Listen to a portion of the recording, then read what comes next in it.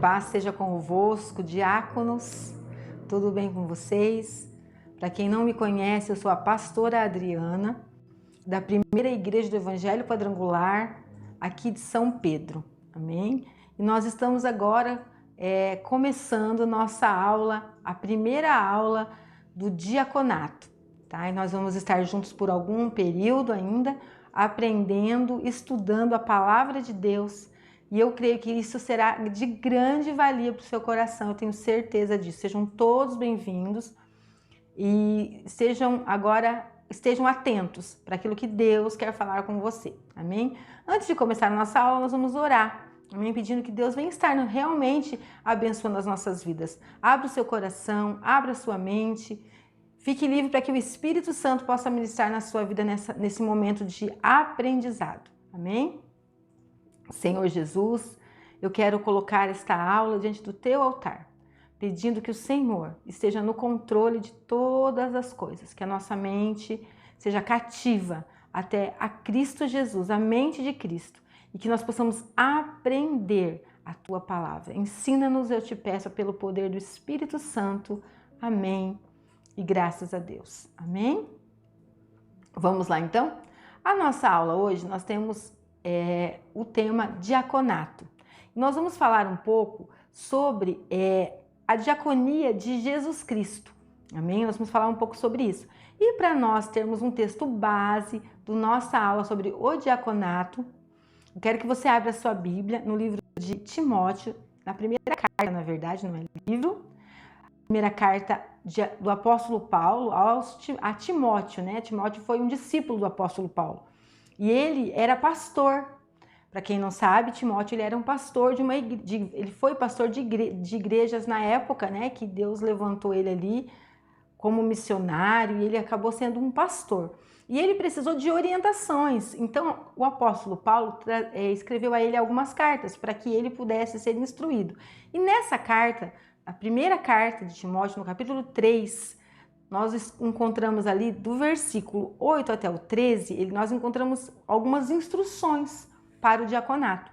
Eu quero ler com vocês o texto base para a nossa aula hoje, que é chamado de texto áureo, mas é texto base, tá? É a mesma coisa. Diz assim, leia comigo. Porque os que servirem bem como diáconos adquirirão para si uma boa posição e muita confiança na fé que há em Cristo Jesus. Amém? Então, aí o apóstolo Paulo estava fazendo o que para Timóteo? Ele deu algumas instruções, nós vamos ler agora aqui em sala de aula, nós vamos ler cada versículo, tá?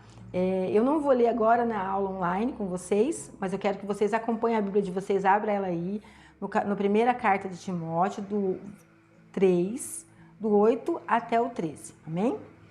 E nós vamos falar um pouco aqui sobre como que era instituído, o que era o termo diácono, tá? Então vamos lá para o primeiro slide. Essa é a verdade básica, para que é realmente o diácono serve, para que Deus instituiu esse diaconato.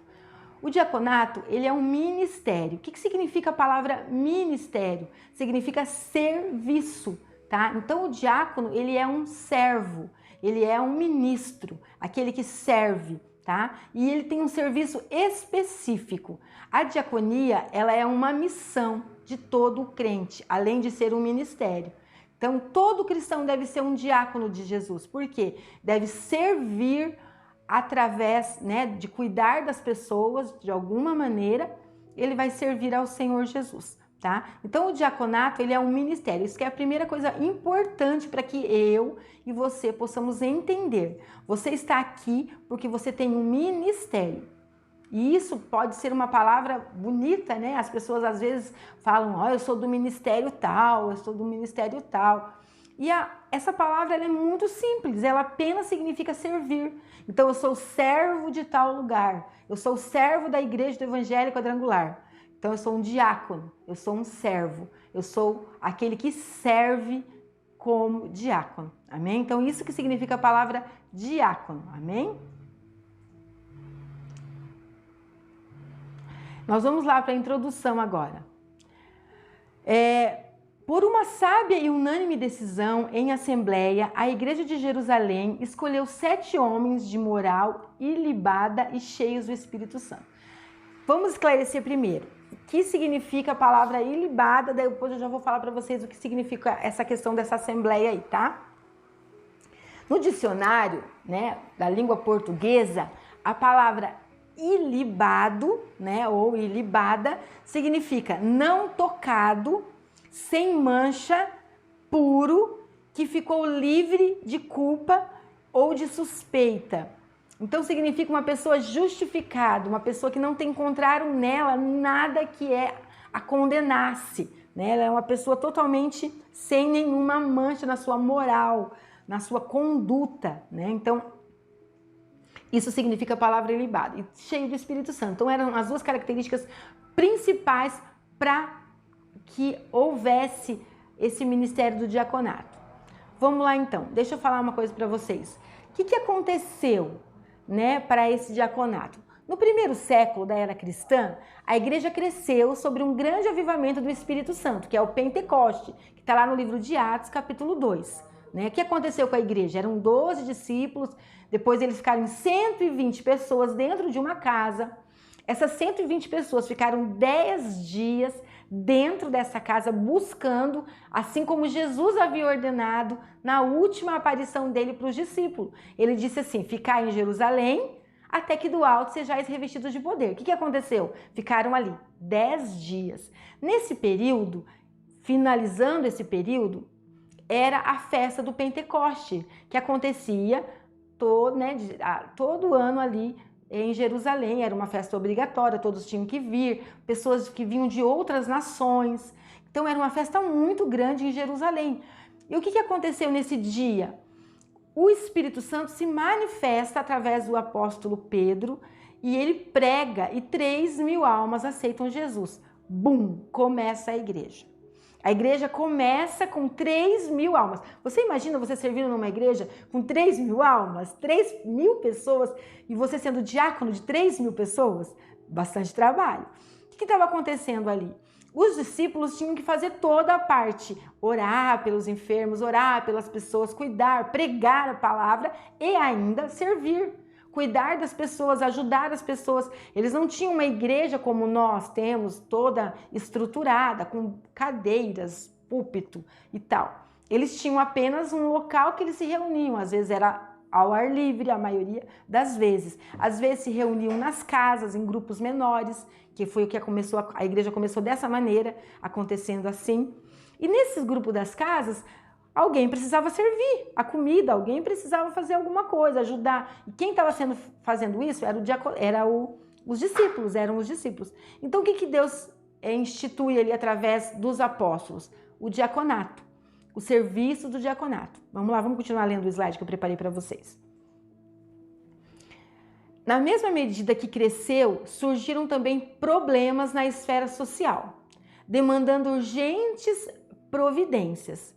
Por uma sábia e unânime decisão, eles fizeram uma reunião, uma assembleia, né?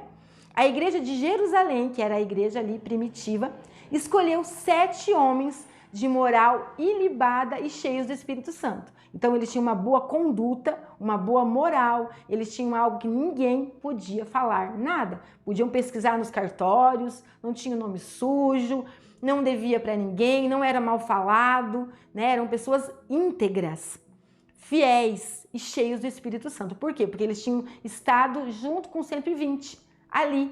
Eles tinham ficado 10 dias, eles tinham sido cheios do Espírito Santo. Então só poderiam ser pessoas daquele lugar ali que estavam da igreja quando a igreja nasceu. Para que eles pudessem administrar esse importante negócio. Lá no livro de Atos, capítulo 6, versículo 3, você vai encontrar essa frase que o apóstolo disse: para que possam cuidar dessa importante negócio. Então, entenda que o teu chamado é importante, é um negócio muito importante, tá? Nessa lição que nós vamos começar a estudar hoje, nós estudaremos a importância do ministério do serviço, que por causa de uma crise étnica da igreja, levou os apóstolos a propor medidas que serviram de base para instituir a função diaconal. Então, a partir dessa assembleia e dessa decisão, isso ficou instituído e toda a igreja cristã tem um diácono. Pode ver, você vai encontrar essa palavra em praticamente todas as denominações. Eu ainda não conheço alguma denominação que não tenha esse ministério. A maioria tem o ministério do diaconato, tá? E quem que são os diáconos? Aqueles que Deus escolheu para servir. E como que nasceu? Nasceu nesse dia, nessa assembleia, nesse propósito aí. Amém? Deu para entender todo mundo? Vamos lá então. Agora a gente vai começar a falar sobre a diaconia de Jesus. Jesus, ele é nosso melhor e maior exemplo. Nós não temos outro exemplo melhor e maior que Jesus. O apóstolo Paulo foi um exemplo precioso para nós, Pedro, né, e tantos outros. Mas Jesus, ele é o nosso exemplo. Tanto que nós somos chamados de cristãos. Por quê? Porque nós temos que ser iguais a Jesus Cristo, né? Seguidores de Jesus Cristo. Aqueles que andam como Jesus, que vivem como Jesus. A vida inteira de Jesus na terra demonstrou o verdadeiro sentido da diaconia. Por quê? Diaconia é ministério, diaconia é serviço. Vamos lá? O significado do termo.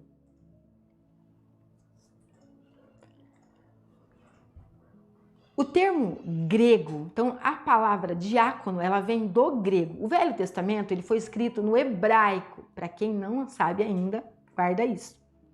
E o Novo, no grego, tá? Então as palavras do Novo Testamento, em sua maioria, elas têm a originalidade delas no grego, que era a língua mais falada na época da igreja primitiva, tá? Vamos lá. Diaconia significa ministério e serviço, como eu falei já no início para vocês.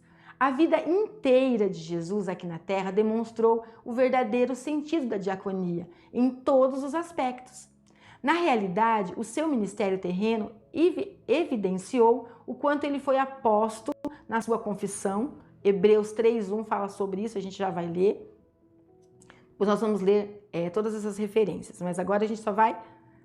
eu quero ler aqui com vocês para vocês compreenderem. Então, Jesus, ele teve um ministério completo, né? Não tem, acho que, alguma pessoa que tem esse ministério completo. É pastor, é pregador, é discípulo, é discipulador e tal.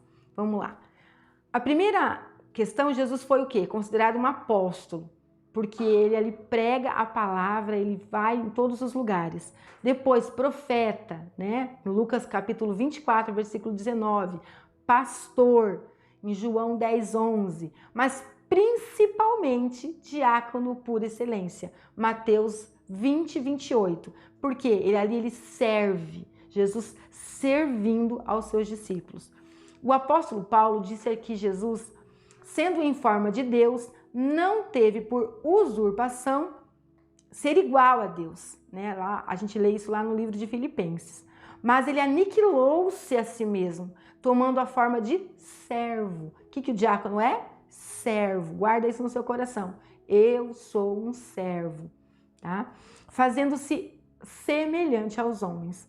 Segundo a Bíblia de Estudo, palavra-chave, a expressão tomando a forma de servo, ela denota, que ela significa, né, o sentido de uma condição humilde. Então, quando ele fala ali nessa passagem, tomando a forma de servo, ele quis dizer, sendo humilde, não sendo, mesmo ele sendo Deus, ele não deixou de ser Deus. Ele veio como homem para quê? Para que nós pudéssemos ver nele exemplo, tá? E ele se humilhou no sentido de se rebaixar, de fazer uma função que não era exigida dele. Ele era um mestre, não é verdade? E a gente vê isso em várias passagens na palavra de Deus, principalmente naquela passagem da lavagem dos pés, né? Ainda que o apóstolo Pedro ficou indignado, nossa, não me lave os pés. Por quê? Porque era uma atitude e uma função de um escravo. E é o que a gente vai ver agora. Desculpa, vamos lá. A diaconia de Jesus, não há atitude mais comovente do nosso Senhor como o relato do lava-pés, demonstrando serviço, exemplo e humildade. Então, nessa passagem, nós vamos encontrar essa atitude de Jesus. Vamos ler lá no nosso slide, diz assim, ó. Na véspera da sua crucificação, o Senhor Jesus reuniu seus 12 discípulos para comer a última ceia. Então eles estavam todos reunidos, Jesus mandou que eles fossem, pedissem lá, né? Olha, chega em tal casa, em tal lugar, você fala para a pessoa que o mestre quer estará ali para fazer a ceia com os seus discípulos. E os discípulos foram, fizeram tudo isso. Quando eles chegam, estão reunidos, preparados, vocês sabem que a ceia para os judeus, ela simbolizava a saída do Egito, né? E era uma festa obrigatória. Todo ano, os discípulos, né, por serem judeus, eles já comemoravam essa festa. Só que essa era uma especial, por quê? Porque ela era anteciparia a crucificação de Jesus. Os discípulos não sabiam disso, mas Jesus já sabia. E Jesus estava ali para dar o exemplo, para mostrar para eles, olha, aqui no reino de Deus é assim que se faz. No mundo, quem tem mais valor? Quem tem mais dinheiro, quem tem mais estudo, quem tem mais condições. E essa pessoa, ela está ali para ser servida, né? Ela chega no lugar, ela quer ser servida. Mas a pessoa que tem Jesus, nós que somos do reino de Deus, nós somos diáconos, porque nós estamos aqui para servir, tá joia? Então Jesus tomou uma toalha, uma bacia com água, ele começou a lavar os pés dos discípulos, um a um. João, do capítulo 13, versículo 4 e 5. Não há atitude mais comovente do nosso Senhor como o relato do lava-pés, demonstrando serviço. Gente, Jesus, ele fez algo ali. O que acontecia por que é tão importante esse lavar os pés ali? Nós não temos essa realidade. Hoje a nossa realidade todo mundo tem calçado fechado. Se tá chovendo, tá muito barro, o que acontece? Você anda de sapato fechado, você chega na igreja, você limpa os seus pés e você entra na igreja, ou na sua casa, ou em qualquer outro ambiente. Naquela época, nós tínhamos um outro contexto. Qual era o contexto, então? Eles andavam de sandálias quando não descalço. E as sandálias eram abertas. Outra condição, não existia um lugar específico, não era carro igual a gente tem ônibus, moto, eram cavalos, animais de carga, né, animais que andavam com as cargas e tal, e transportavam pessoas, e esses animais eles defecavam nas ruas.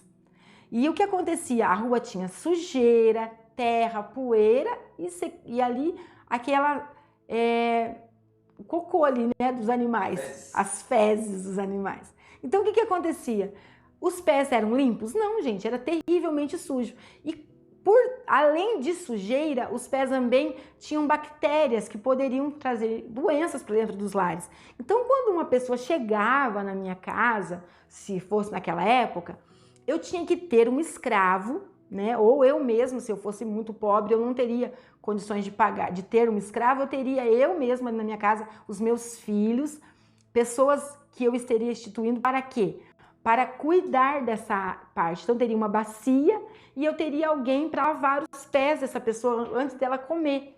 Então, elas reuniam ali numa sala, lavavam os pés. A mesa não era igual essa mesa que a gente tem hoje, que fica na altura, assim, nossa, e a gente, né, muito própria para a gente comer.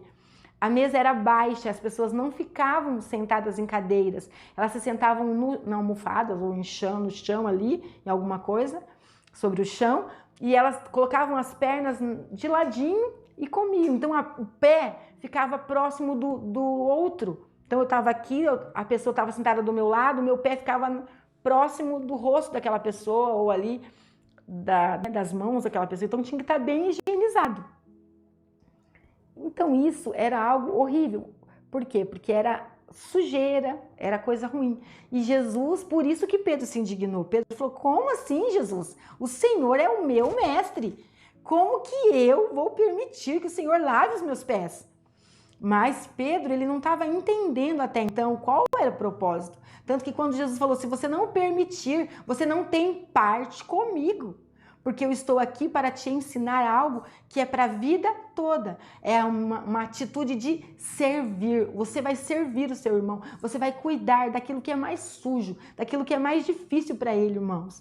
Quando a gente pensa nisso, a gente pensa no quê?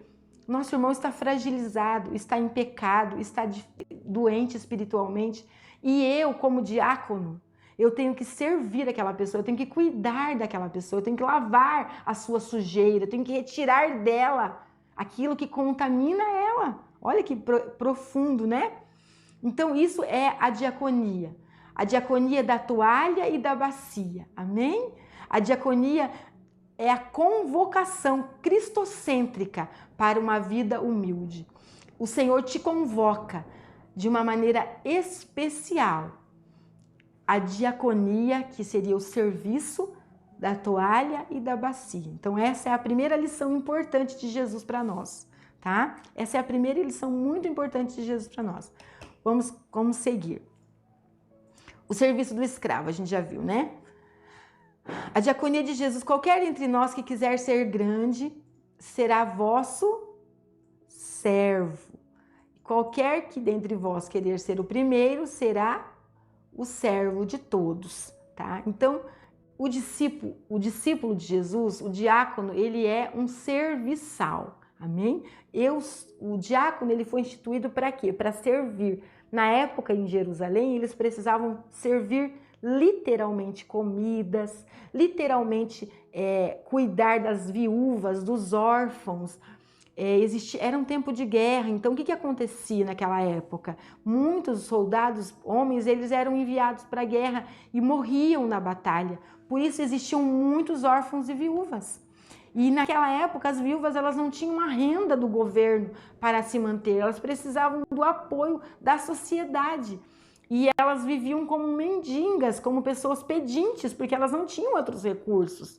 Então, a igreja nasceu para cuidar delas. A igreja nasceu para valorizar elas, para protegê-las, para sustentá-las, né? E o diaconato, ele era o servo do Senhor que estava instituído para isso. Amém?